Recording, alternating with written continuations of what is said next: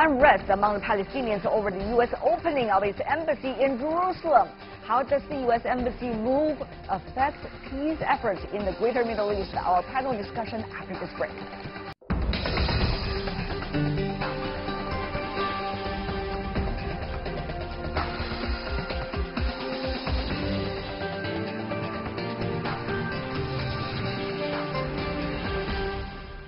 You're watching World Insight. The United States opens its new embassy in Jerusalem on Monday, following President Donald Trump's decision late last year to recognize Jerusalem as the Israeli capital, overturning decades of U.S. policy. Before the discussion about its impact, take a look at this. The U.S. Embassy in Jerusalem just officially opened.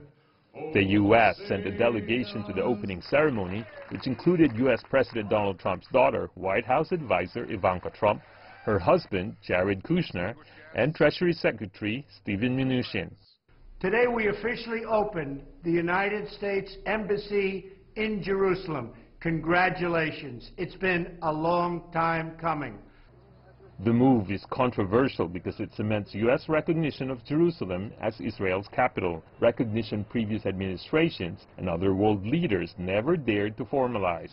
The peace talks between both sides have been stalled for years. Mr. Trump's decision to move the embassy to Jerusalem angered Palestinians. The move prompted mass protests on the streets of Palestine and beyond. After all, the status of Jerusalem goes to the heart of the Israeli-Palestinian conflict. It is a big betrayal from America. It has been always known that America and Britain, all of them, are in a conspiracy against Palestine and the Palestinians. If they are moving the embassy or not, Jerusalem will stay the capital of the Palestinian state. The U.S. brought forward its plan to move its embassy to Jerusalem to coincide with the 70th anniversary of Israel's founding, one day before the May 15 Nakba Day, which is an annual day of commemoration of the displacement that preceded and followed the Israeli Declaration of Independence in 1948 for the Palestinians. The timing of the embassy move has led to concerns about increased tension in Gaza.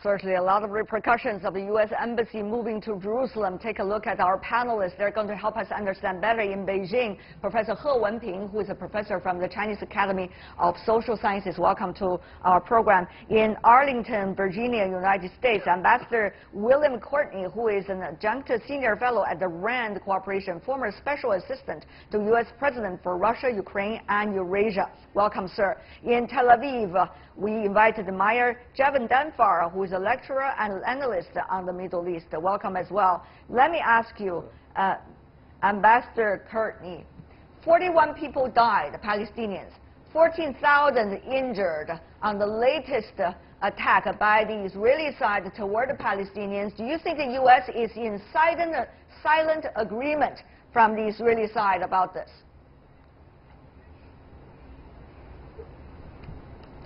Yes, those deaths are indeed tragic. This has been an issue that has built up over the last 6 weeks.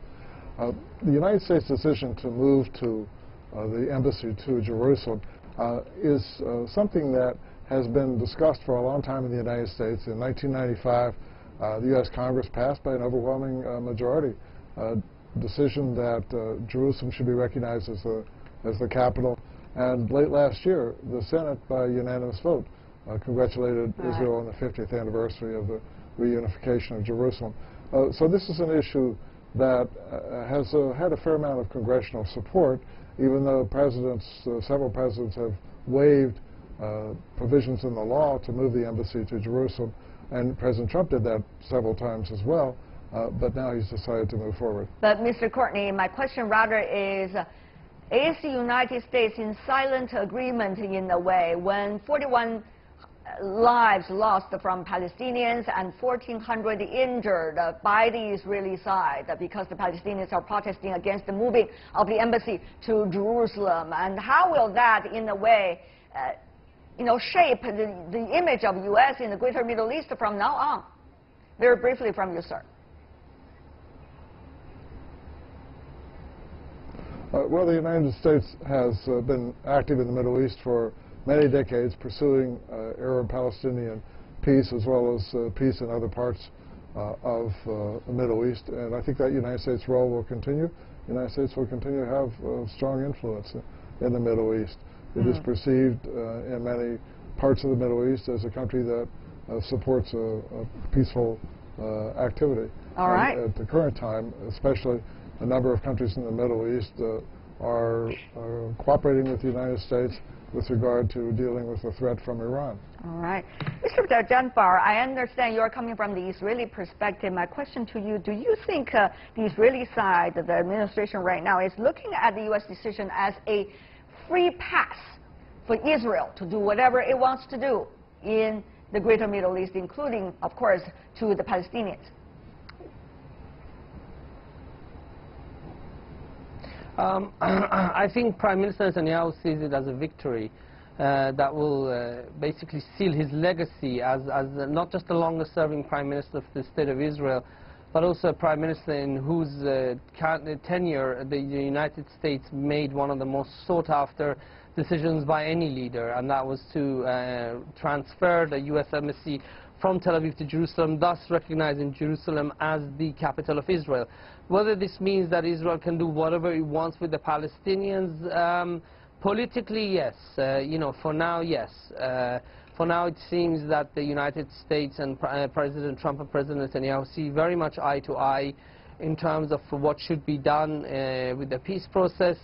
And we have to wait and see the repercussions of that. I think as good, as desirable as it is for Israelis to have a U.S. president that listens so much to the Israeli concerns, we also have to remember that there are 4 million people on the other side who, although some of them want us destroyed, we still cannot ignore their desire for a state. And in my opinion, we have to reach a peace agreement with them, even if it means taking unilateral moves. Okay, let me go to Ms. He here in Beijing.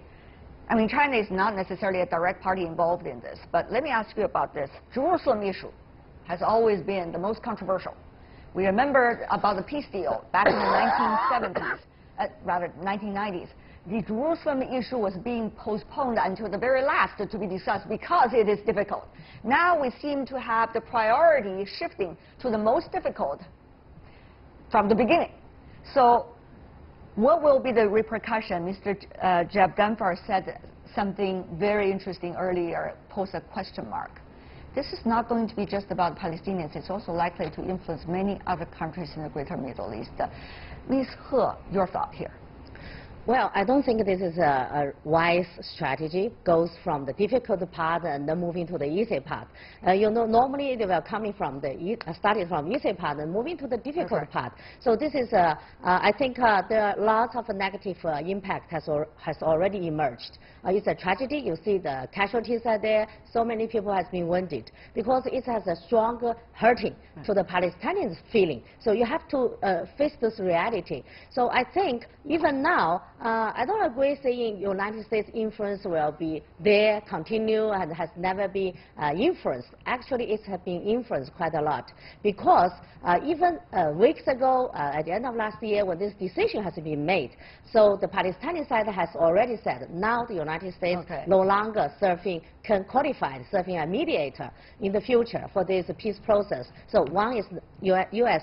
those disqualified. Second is those peace process between the Palestine and Israeli side now has been, I think, facing the greatest hurdle, right? Well, though the Israeli side believe it can be taking unilateral approach in order to reach peace, according to the Israelis' version. We're going to come back to that question a bit later, but Ambassador Courtney, coming from Netanyahu, the Prime Minister himself, he said, it takes a, quote, a crazy person to do this. Of course, later he has to add that it's good, a crazy person. Of course, he's referring to President Trump. The question is, after this so-called crazy decision, is there going to be any plan, Ambassador Courtney, your reading from the U.S. side about how to deal with the consequences and the repercussions?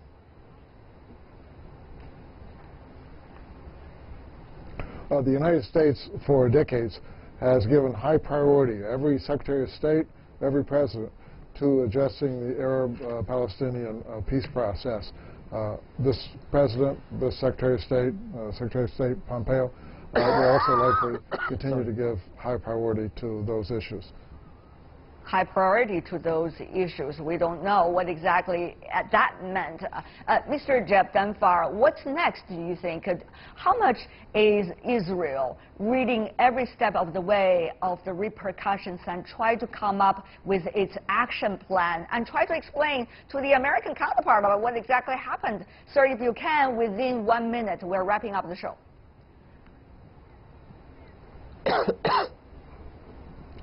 You know, it's difficult to know what Prime Minister Netanyahu wants to do, and you know, we have every politician wants to survive, and Netanyahu's priority is survival, and he knows that if he makes any meaningful gesture towards the Palestinians, his coalition will collapse. And he's right now, there are 4 police files open against him. He's under investigation anyway, and I don't think he will be wanting to risk the stability of his coalition government by making any peaceful overtures to the Palestinians. A lot of American guests were attending the opening of the embassy. Ms. He, before we go, 30 seconds for you as well. What's next?